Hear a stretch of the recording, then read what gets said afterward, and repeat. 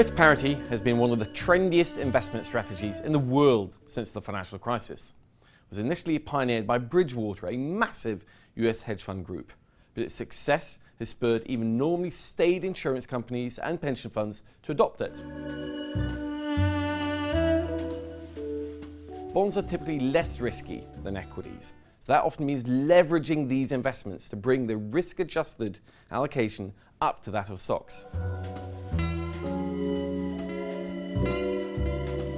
If you invest $10 in stocks and $10 in bonds, the portfolio risk is dominated by equities because stocks are much more volatile than bonds. But if you invest $5 in stocks and 15 in bonds, the portfolio is more balanced and less prone to sharp movements, but the returns will be much lower because bonds are such a drag.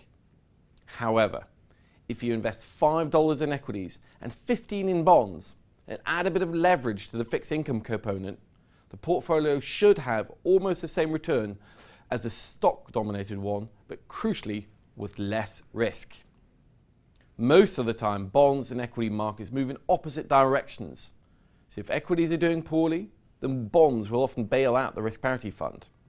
Commodities and inflation-linked debt are often added to protect against inflation. Well, bond bets have worked incredibly well over the past 3 decades, but mathematically yields cannot fall much further. And the Federal Reserve is planning to raise interest rates soon, and that could cause some problems for bonds, especially if you add leverage into the mix. Moreover, when risk parity funds talk about risk, they really mean volatility. So if the volatility of one asset class, say stocks, jumps higher, then the fund is no longer balanced, so it starts reducing risk. But that means they can exacerbate market sell-offs, which some analysts say happened in the August turbulence. Risk parity funds obviously disagree, but the strategy has become increasingly controversial as a result.